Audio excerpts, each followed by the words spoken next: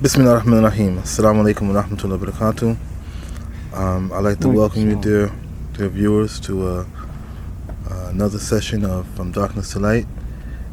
Actually, we're sitting in the tent in the Eastern Province in Izizia, and I'm sitting with Brother Abu Rashid.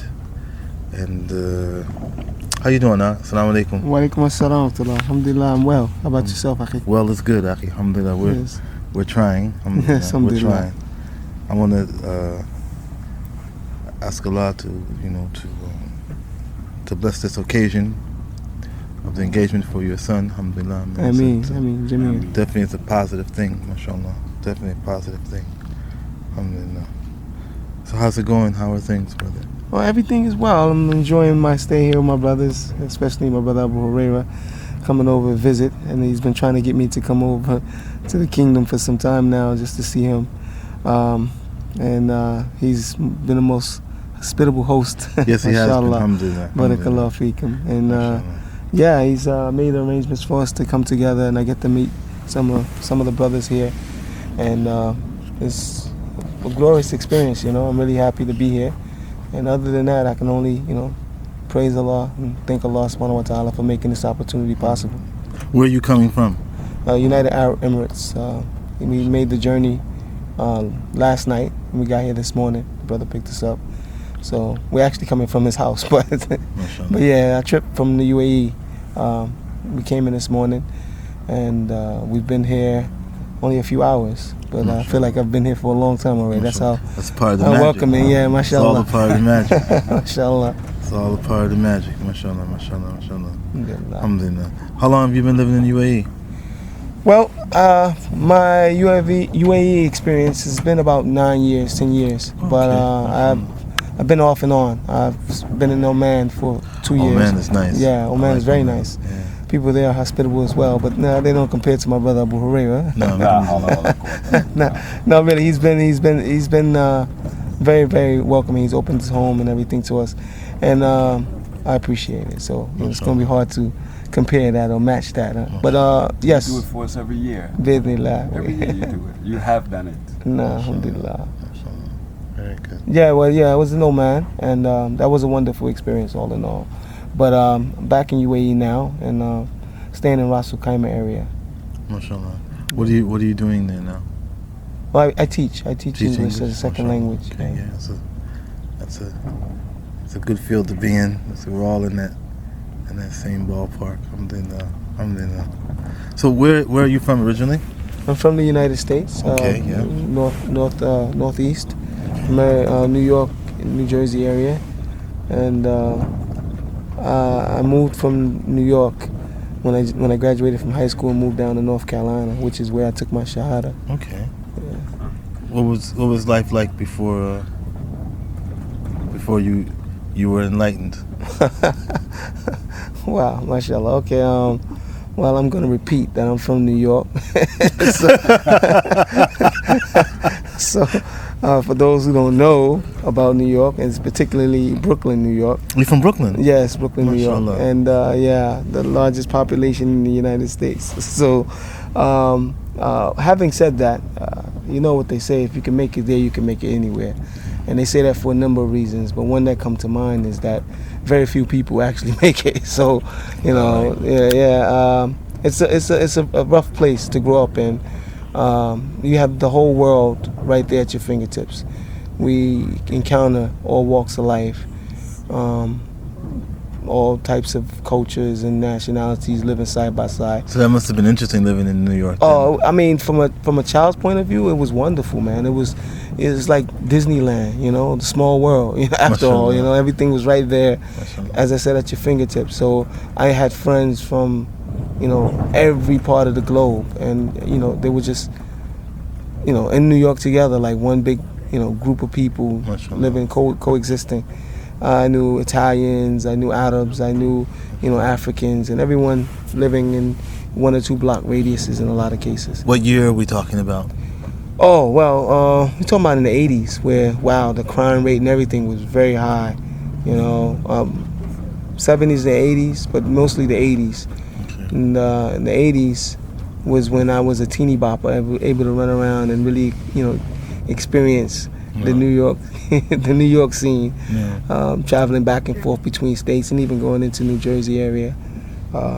So I thought I was a little businessman back then. So Okay. had my mind and focus on money, like most New Yorkers at the time. Now they're, you know, I don't know. I'm definitely gonna say it's not for the better, but they're into gang banging and the likes of that. You know, definitely times have changed since. big changes. But I think although there have been, you know, traumatic changes, it's all the same. You know, just different generation expressing themselves, you know, in the most phenomenal way. You know, the most recent and you know, up to date fad now is gang banging.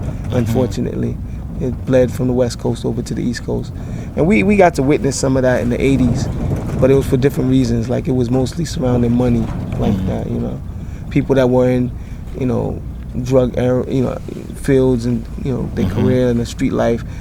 The money ran dry. This task force was clearing up the streets, and a lot of them were still used to a certain lifestyle, so they turned to robbing and things 80s. like That was Siraj's thing. Siraj did that thing in Brooklyn. Yeah. in the 80s. Siraj and what is it, Dr. York. It's quite a few cats that came up. Painting the sidewalk green. Yeah. Yeah. Well, Dr. York had a sand color, you know, beigeish Yeah. community up there with the Ansar Allah guys in Bushwick, New York, which is in Yeah. Brooklyn. Yeah. So yeah, I grew up around that era, and Okay. very interesting, you know, to say the least. So you knew Muslims before? You know, when you were growing up, you knew Muslims? Wow, you know, now that I am Muslim, I can say that I knew Muslims, but coming up, it was very difficult to really identify a Muslim. Not because their garments and their clothing and everything didn't identify. It was just that because we weren't exposed to what it means to be a Muslim. Like I remember going to high school, and we used to read in social studies about different countries and different parts of the world and history. You know, we used to read about, you know, historical events. And I remember in some of the history books they used to mention Mohammedism. And I used to read about it, Mohammedism, but I never connected any dots or associated to anything today. Like the Roman Empire is something. It seems like something that just faded and is no longer around. Although that's not true either. The Roman Empire is still here. But Yeah, it's still here. you know, the point is, you know, you don't see it for what it is in the books. No. So it takes on a different form. It looks different. Mhm. So Islam was there, and the people I were around, the Arabs were there, they owned stores and the likes of that, and they claimed Islam, but it wasn't that apparent, you know? It wasn't something that you could just identify, especially if you weren't already, you know, familiar with what to look for. MashaAllah. Did you bring the storm with you when you came, brother? Well, you know, it's possible, but you usually get fog. We're not, you know, I'm being chased by unknown substance here. Allah. Yeah, I was warned about it though, so I'm gonna go ahead and say I can't take the blame for Is this. it storm season now? For this area? Yeah. It is? Yeah. MashaAllah. We're listening to the background. We're hearing the wind blowing through the tent, and Allahu Akbar. I mean, it's interesting. MashaAllah. So you were in New York in the 80s, huh? Yeah. You were raised in the 80s, and then what made you move down south? You said you went to North Carolina or South? North Carolina. North Carolina. Yeah. What made you move down south? Well, family. I had some young family members that were. They looked up to me, and they were getting into a bit of trouble in the streets, and so our families made arrangements for him, one particular young man, to move to North Carolina, but he didn't want to go. So because he looked up to me, his grandmother appealed to me and asked if I would escort him down. He wouldn't leave unless someone, you know, me in particular, went with him. So I decided to go with him because I wanted to change anyway. I was out of high school and my mother was becoming concerned because once you graduate from high school, it's like, you know, the only thing left for you to do is to go out there and get a career or get in trouble, you know. So that's New York for you in a nutshell, you know, in the 80s anyway. So, you know, I was looking for change. It wasn't too much happening that I you know, really was impressed with regards to New York. I've seen it all. So I decided to go ahead and, you know, head to North Carolina and see what was happening there. And when I got there, his family, on his side of the family, welcomed us in, and immediately I got a job with them working at a place called Angus Barn.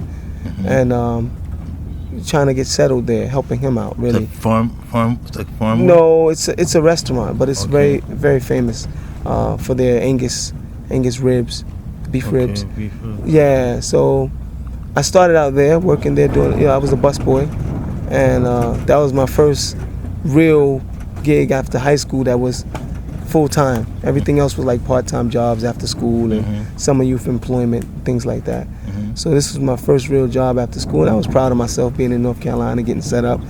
Got my own apartment. We moved into it. Unfortunately, the young man in question, he couldn't stay out of trouble, and he was already in trouble in the States with the law. So part of his probation agreement or parole agreement was that I would escort him down there, and I would be his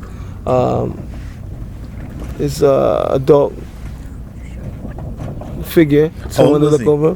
He was at the time 13. Oh. Yeah, he was very young, but he So was he was- already in trouble with the law. That's New York again for you. And I was already over 18, so they allowed me to be his guardian, and I put him in school down there, but he got into a fight in school. And so immediately the parole there denied him, and he had to be sent back to the States. But I was just getting adjusted to my new life, so I stayed, and I remained in North Carolina. So he had to go back up to New York Yeah. because he broke his parole. Right. So I ended up staying in North Carolina, and those were the first days in solitude, learning, thinking, doing a lot of reflecting on my own. I had an opportunity to meet a few people there, and some of the people I met there were staunch, hardcore Christians, and they were, calling me to join into, whatever church movements they had going on. But I had already somewhat been exposed to Islam before I left. A friend of mine that was with this Dr. York's community. Yeah. I know it's funny now, but he left the community, and my brother was also in that community, but he didn't speak about it much. And to this day, I think things didn't go too right with him with regards to his experience to that version of Islam. Your brother, your Older brother. He's an older brother. He's actually not my brother. He's adopted. okay. He's my cousin, but my mother adopted him. Okay. And he joined the Ansar Allah community back at that time. Is he still practicing? No, like I said, some things went awry. Oh, I think with yeah. that whole community, the other people that was a sad move. Man. right, That was yeah, a sad time for a lot of those people that were a part of yeah. that organization. But this guy that I met, he's actually one of the sons of Dr. York. This guy allegedly had 100 sons. So he was one of the sons of Dr. York. And he began to talk a little bit about it because I kept on inquiring. Now, it's funny how I came to know about him being Muslim, not only because he was through Dr. York, but some Arab friends that I knew that owned the convenience stores in the neighborhood. I used to deal with them a lot. We grew up around them guys, and we were close. But one day I went into the store with this guy, and while I'm getting the back, getting a Pepsi or whatever, I come to the front, and they're just rambling on back and forth with each other in Arabic. And I didn't know Arabic or anything at the time, so I'm like, this is my friend, and these Arab guys are my friends, and they're just chattering on, and I'm like clueless as to what they're saying. So to me, that was kind of amazing, and that began me asking him a lot of questions. He didn't want to answer, but reluctantly he would throw a few things out there, which gave me more clues and started helping me connect the history books and the social study books. This Mohammedanism thing, it's this Islam.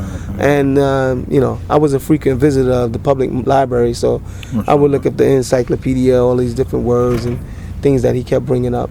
And finally, I mustered up the guts to start picking up those little books that they had on their tables, those Ansar Allah guys.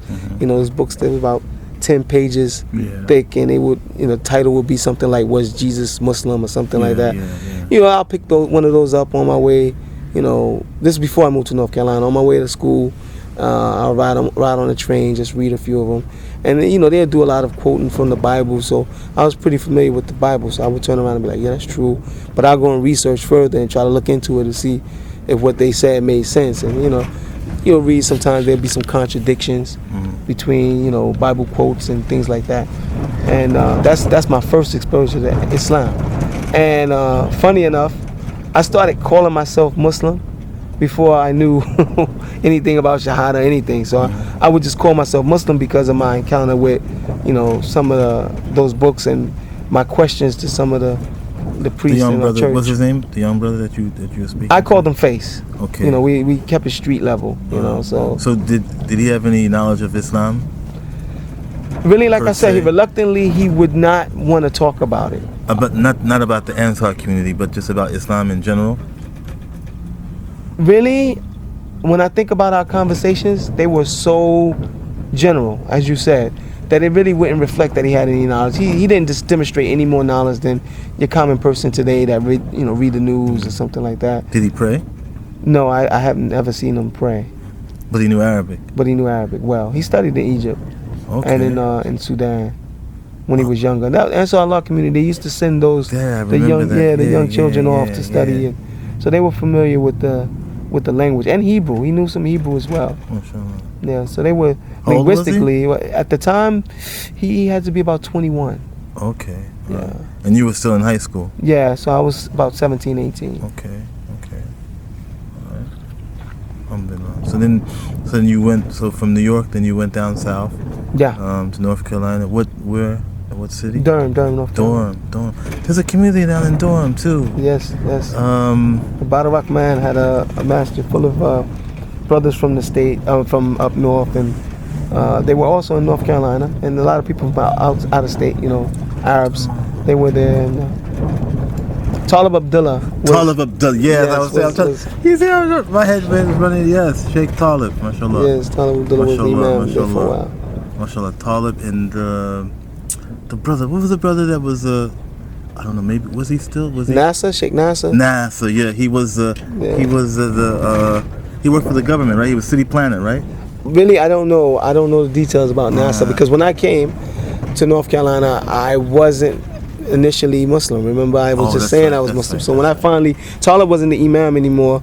Once I got there, when I started attending to the masjid. Was he still in Medina when you got there? Or was he? He left, but okay, he was in Medina. He left to study in Medina. Right. Okay, all right.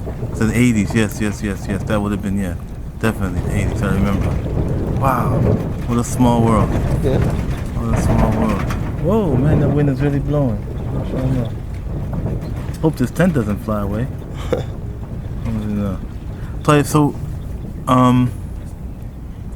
So how long were you down in Durham before you? Wow, in Durham I probably was there maybe 6 years before I moved to Oxford. I bought a home in Oxford, and we moved there, and we were back and forth. Oxford, North Carolina. Oxford, North Carolina.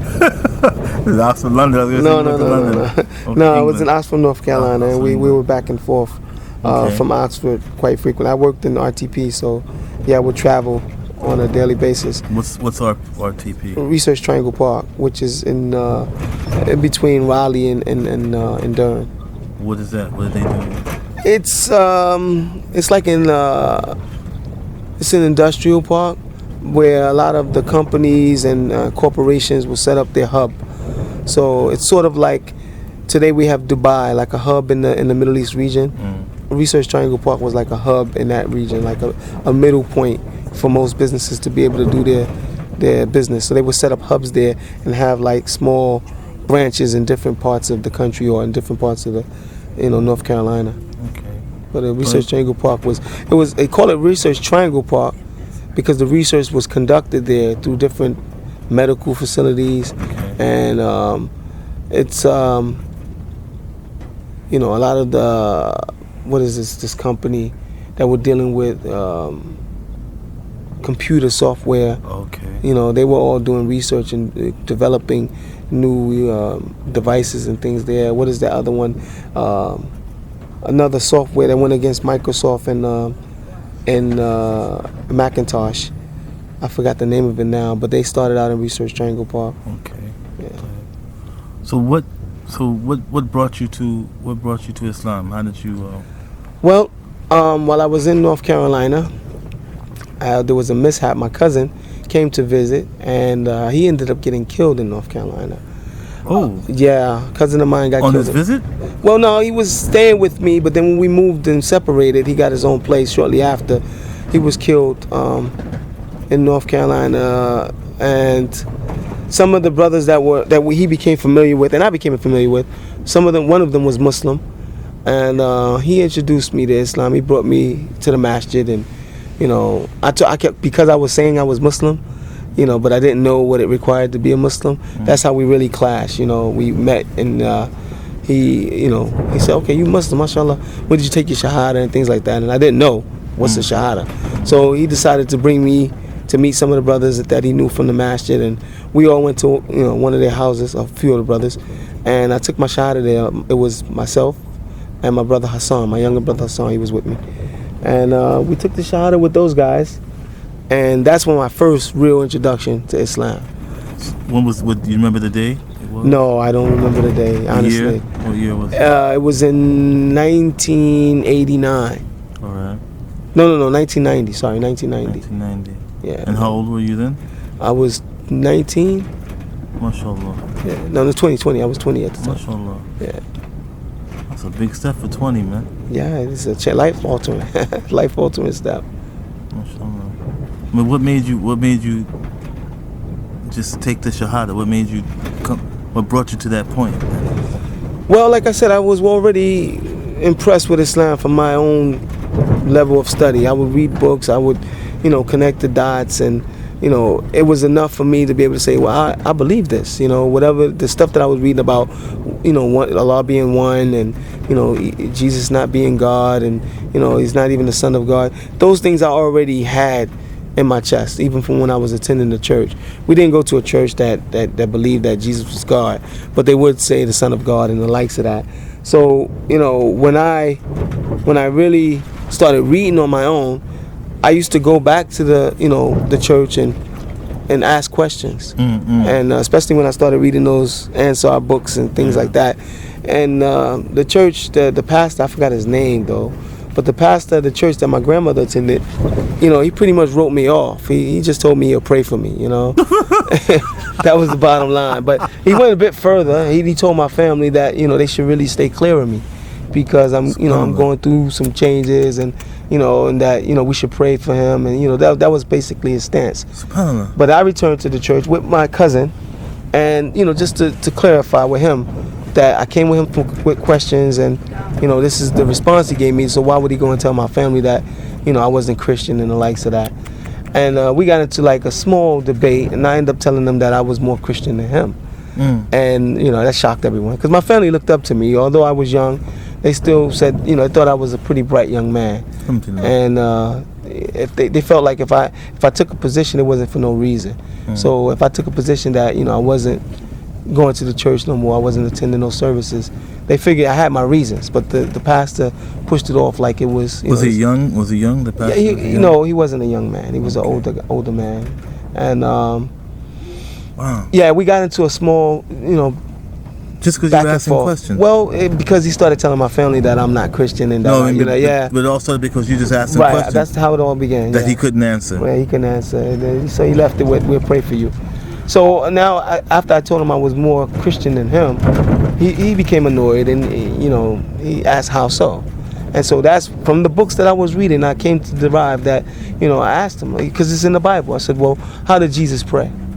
Right? So now I don't even know really how to pray, but I know the Muslims were praying with their head to the ground.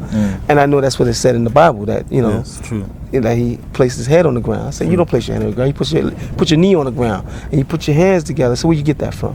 So I'm arguing with him about that, and I said, the little different odds and ends about Christianity that I saw in the church that wasn't foot in the bill, I brought those to his attention. And I said, so therefore, I'm more Christian than you. I said, furthermore, from what I know about being Christian, is to be Christ-like. And, you have to know Christ first to be Christ-like. And from what I know about Christ, he believed in, one God, and that he didn't practice Christianity, because there was no Christianity. No. So in that sense, I'm more Christian than you. And I left him, and I never attended the church or dealt with the church no more after that. I ran around saying I was Muslim. This is all before North Carolina. So I ran around saying I was Muslim for some time, and until I got to North Carolina, I didn't know about Shahada and any of those other things.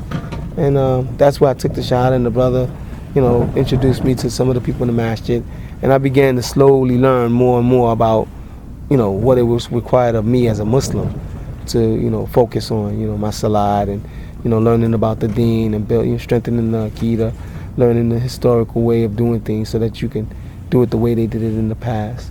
But oddly enough, I didn't know anything about Shiite or Sunni Islam, and I was exposed to a lot of the Shiites, because again, the first exposure was through the Ansar Allah community, which a lot of the basis of their knowledge or their books was surrounding Ahl Bayt, you know, their minhaj and methodology of approach to understanding the text. So they was more akin to Shiites than anything else, and they spoke bad against Ahl Sunnah. So that was my first exposure. MashaAllah. So how was the community in North Carolina? How was it? When I arrived, it was, in my opinion, although there was a large gathering, it was very divided. There was a lot of different people in the community that were, you know, a part of their own little groups. That's one of the problems we have in America. Yeah, there was multiple groups inside of one masjid under one roof, and they all had their own agenda and their own objectives, and they was happy with that, you know, the different groupings and the different gatherings within the masjid, you know. So you move from one gathering to another gathering, and you're actually moving from one minhaj to another minhaj, or one aqidah to another aqidah, and it's just, it was strange. But I wasn't able to, I was still new to Islam, so I wasn't able to identify it. Yeah. But you know, when you reflect on it now, you be like, wow, that was a petri dish I remember those days. of Islamic groups, man. And I remember those days, yes. SubhanAllah. So then after you became Muslim, you started reading and studying more? Yeah, I came across many different types of books because of that environment. And so I found myself doing a lot of follow-up research because, you know, somebody put something in my hand, I would read it and it'll reference to some other book, and I would read that other book, and, you know, and I just kept reading. You know, I found myself reading volumes and volumes of books. Not saying that I gained a lot of knowledge, but I was exposed to it, you know, enough to be able to be familiar with it, so that when it's brought up, I'm not in the dark, you know. Some idea what people were referencing to or what they were talking about. So I had a lot of different type of texts, Shiite texts and, you know, Sufi texts. All of it came across me, and I read a little bit of everything, and it wasn't until, you know, again, I've done that basic research that I can be able to see that all the dots weren't connected. It happens to a lot of us, you know, especially from America when we become Muslim, because of the fact, the diversity of the masjid, right? And we run across so many different types of people who say that they're Muslims, and right. So different understandings, as a brother would tell me. Absolutely, his understanding a little bit different than mine. So different understandings. So until you're able to figure out, okay, what I want to do is I want to practice this thing the way the Sahabas understood it, the way the Prophet taught it, and that's what we have to practice it. So when did you come to the understanding? Wow, that's a good question. Well, you know, I'm not going to say it happened overnight, but I will say that one particular day that stood out to me was, as I said, I lived in Oxford at the time, and I was coming back and forth. So in Juma was like a big thing for the family. You know, I would round the kids up, and we all go to the masjid. And the masjid was, if nothing else, on Juma, it was like a big park gathering. You know, everyone is outside eating dish and bean pies and stuff in front of buying oils and everything in front of the masjid after the khutbah, and it was wonderful. So we would hang about and let the family enjoy the companies of the brothers and sisters. And one particular brother, I think he just returned from Yemen not long before, but I used to see him around, and this brother, mashallah, he kept a smile on his face all the time, so he was very welcoming, man. But his brother walked up, and it was almost like I'm in a crowd of people, and it's almost as if he walked directly up to me, and he handed me a flyer. And this flyer, the title was, "What does Salafiyya mean?" It was something like that, if I remember the title correctly. It was either, what is the meaning of Salafiyya, or what does Salafiyya mean? And I went to my minivan, and I sat down in the car, which I would do time from time, and I just read through the flyer. And it's almost as if I had an epiphany, like a light bulb, like, wow, this makes a lot of sense. You know, and it just clicked, like, all right, this is it. I can understand. This makes perfectly good sense. This is how it should be, you know. And from that point, I started trying to figure out more and more. What is this Salafiyya? What is this? You know, how do I figure out getting to the basis of this? Because everything else was a bit shallow. Like I said, at that time, the Ayatollah Khomeini was stirring up people, trying to rally people, one love, one hug, and everything. But there was a big, dispute between the Sunnis and the Shiites in Iraq at that time, and it was just ugly. And there was a lot of magazines and pamphlets coming out, and it was real confusing. But a lot of modernity or whatever, people was trying to do the whole that was back then. Let's look at now. Let's reflect on now thing going on. No. So when I saw that pamphlet, and it's kind of like, no, we need to take it back to the basics, back to the foundation of what this, follow those who Allah is pleased with. No. And it was like, it made perfectly good sense, like all of the other literature that led me to Islam. As I read it, it made perfectly good sense. And I'm not saying I was moved just by the Hawa, but it was just, I felt it first, like, wow, this right here, I can't deny it. I can't find anything wrong with what's being said here. And no matter how much I searched and researched and try to see if it was some discrepancy with it, I couldn't find anything wrong with what was being said. I totally agreed with it, and that in itself led me to find out more about it, wanting to find out more and more about it. Was Sheikh Adli around? Yeah, he was. He wasn't the imam, but he would come and visit occasionally, and he would hold the khutbahs at Badar Rahman Masjid. This was before 9/11, so he would show up, and it would be a big thing. They would sell his tapes and things out in front of the masjid and the likes of that. And some of the brothers from that community decided to come and stay in Durham after a while. So a lot of them that were coming down from Georgia, moving up to North Carolina, they would get settled with the brothers there, and the community grew and grew and grew. But there were some brothers that went to Egypt, studied Arabic or whatever, and some other things, studied with some of the ulama that were there at the time. They came back and they began, like a staunch movement to enlighten the people that some of the things that were happening at the masjid was just unacceptable. And they felt the need that it was time for that because of all the heat that happened when 9/11 took place. The media was coming around, and they had different members of the masjid that was going to fight in different countries and getting killed there. So it would come back like the masjid, because in the States they don't differentiate. You all are one. Muslim. Right. Yes, so if you all attend in this masjid, then this masjid is breeding bad Muslims or whatever.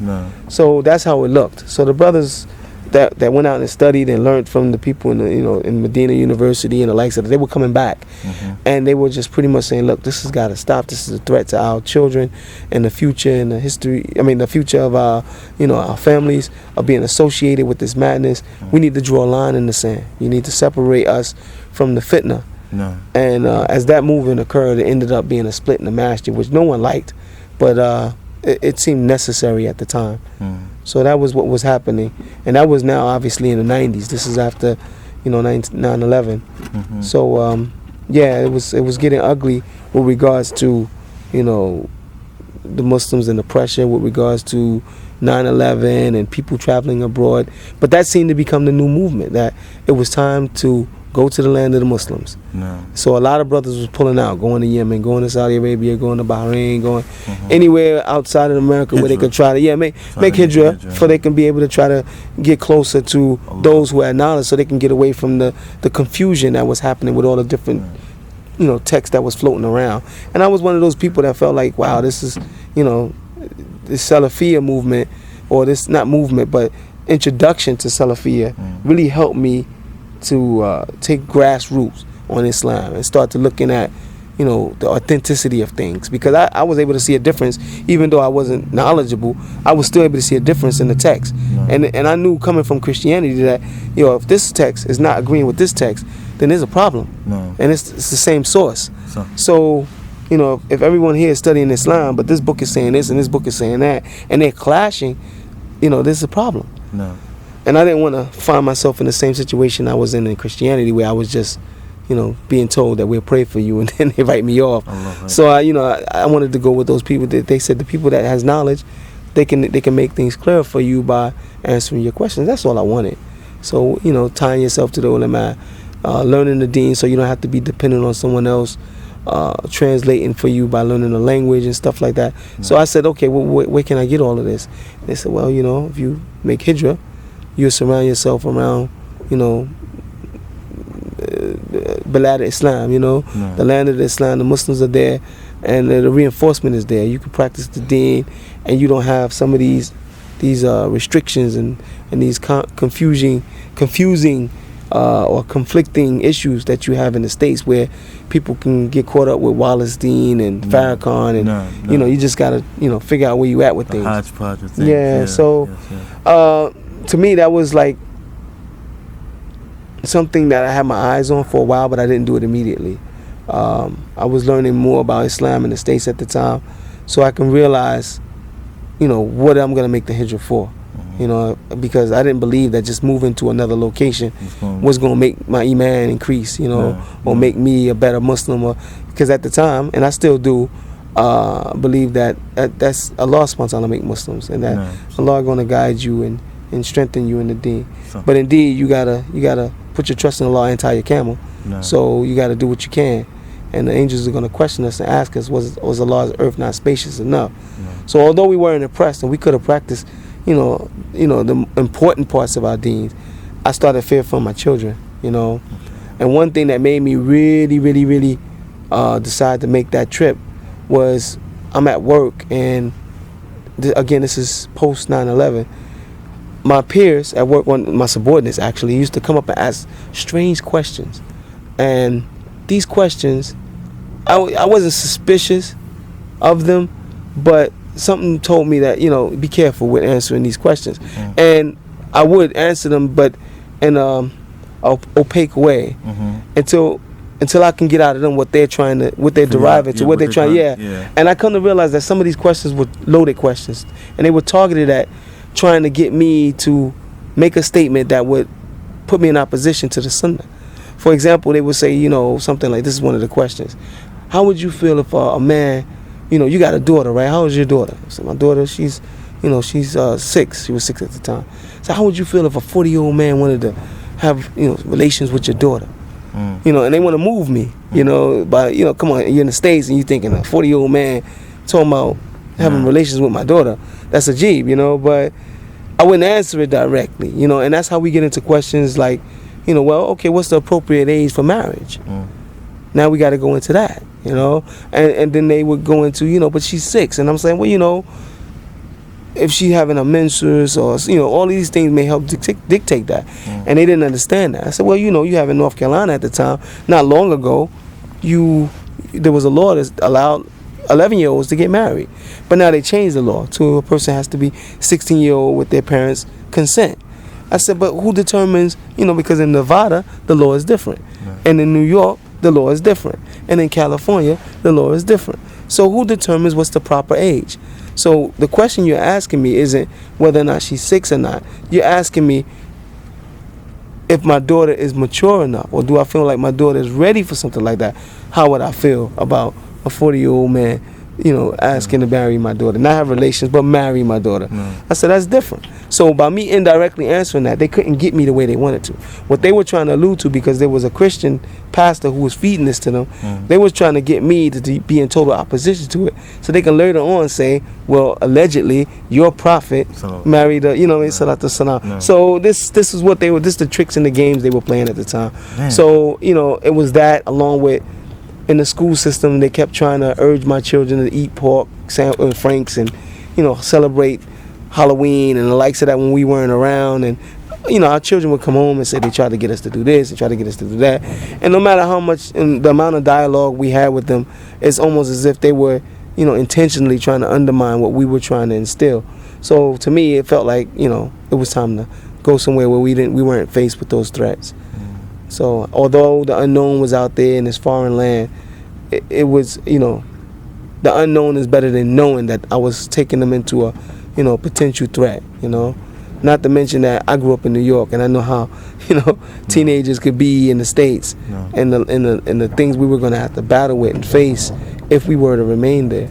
And I wasn't prepared, you know, not for myself and definitely not for them to undergo that risk, you know. So you decided to make hijrah, huh? Yeah, I decided to go and take my chances with, you know, Tawakkul Allah, you know, go over there and see, you know, Allah subhanahu wa ta'ala says that He'll bless us from means that we, you know, we wouldn't have fathomed, unfathomable means, you know. So that's when you moved to United Emirates, or? No, actually I went to Egypt first. Oh. Yeah, I was in Egypt, and that was a boot camp experience for being outside of the States, you know. Yeah. You know, it's not one of those cases where you can go and you can, get away with not knowing Arabic. Once you're in Egypt, you gotta learn some Arabic, or you're gonna be stuck. So it was a good experience all in all. It forced you to be, condition yourself to get ready for changing your culture. The culture shock was there indeed, but I don't think I can really appreciate something like the United Arab Emirates or Saudi Arabia without first having gone through in Egypt. Because once you leave Egypt, not saying it has its pros and its cons, but once you leave Egypt and you run into a place like the United Arab Emirates, it's almost as if you can let your guards down a bit. Alhamdulillah. So Egypt was your first experience outside of America? No, I went to other countries, but not Muslim countries, not Islamic countries. I went to Canada and. Oh, so you traveled? Yeah, I traveled about Jamaica, Bahamas, Cancun, Mexico, stuff like that. So I've been out and been around, but not too far from the States. Baby steps, Yeah. Alhamdulillah. So then you went to Egypt, and then from Egypt you. Oh man, from Egypt, yeah, we stayed there for just about 3 years. And really just, really tried to buckle down there. MashaAllah. Where were you at in Egypt? In Cairo. In Cairo, yeah. Cairo, Egypt. But we moved from Cairo to Madi Jadida and to Jamul Khamis. So we were out in near Rehab, this area, which is very popular now for Westerners. But we were there when they first built up the first houses, and it was brand new. So the experience was one to reflect on for some time. Egypt was a wonderful place to be able to really pull your bootstraps up and get serious about your deen. We did a lot of studying there. We did Arabic there. We did some Akida and Minhaj classes there, and like I said, it prepared us for leaving out of Egypt. We didn't have intentions at first. I didn't have intentions at first of leaving Egypt, but it was time to go after a while because, Egypt, like I said, is a boot camp, and it's eventually, for those of us who are serious about trying to carry on, you want to experience more of getting close to Ahl Sunnah wal Jama'at. Egypt was great, but there was a lot of the Ikhwani Muslimun movement, which was really shadowing, an ability to really attach yourself to Ahl Sunnah wal Jama'at, Salafiyah. It was difficult there because the Egyptians, they, mashallah, very hospitable and they very welcoming people, but they had a chip on their shoulders about Americans and the likes of that. Yeah. So, you had to pretty much pledge allegiance to hating America before they could really pull you in their circle. And we weren't about to do that because it wasn't about that, No. It's not a love-hate thing. No. It's about the deen. The deen didn't require me to hate. We learned about, the deen and then, the dawah, calling the people to it. And you have people there in Egypt that, they just hated America just because. You ask them, have they ever been there? No. Have they ever met? No. They just hate, So, I didn't want the children to be exposed too much to that either because, again, now we have another different type of threat that, now you're amongst the Muslims and you got to be concerned about what you're being exposed to. So we decided, not saying that UAE doesn't have its problem, we moved to UAE. The other factor that determined our destination was lifestyle. UAE, the jobs that were being offered there were able to sustain us financially. Packages were available. In Egypt, we felt like we were still tourists. There the whole time we were there. Yeah. Separate price for separate. Yeah, so I mean, even the jobs, we weren't ready. The Egyptians weren't prepared to really give us the ikamas and everything we needed as an employment visa. And we knew from the time we started working that we pushed. Look, most of the brothers there were pushing. Look, we can't work on this visa. This is not an employment visa. It says right here, not able to work, or not for employment purposes. So, so when you got a job and they're not giving you the visa or the required documents to work there, you feel like this is not stable. This is not something long term, and I need to start making arrangements to leave. So, that was Egypt in a nutshell. So I spent 3 years there, not really there, mostly as a tourist. Children in school and everything. So we were there, but not there. MashaAllah. Alhamdulillah. And then from Egypt you went to? UAE, yeah. In 9 years, huh? Yeah, I've been there for some time now. So you've been out of the States for a while. Yeah, I've been back and forth only a few times, but you know, been out of the States, and yeah, we raised many children out of the States now. I have 12 children. MashaAllah. Yeah, alhamdulillah. MashaAllah, tabarakallah. Yep, MashaAllah. yep. Half of them born out of the States? MashaAllah. Alhamdulillah, yeah. Alhamdulillah. So More than half. Yeah, more than half. First one born out of the States was Abdullah. Yeah.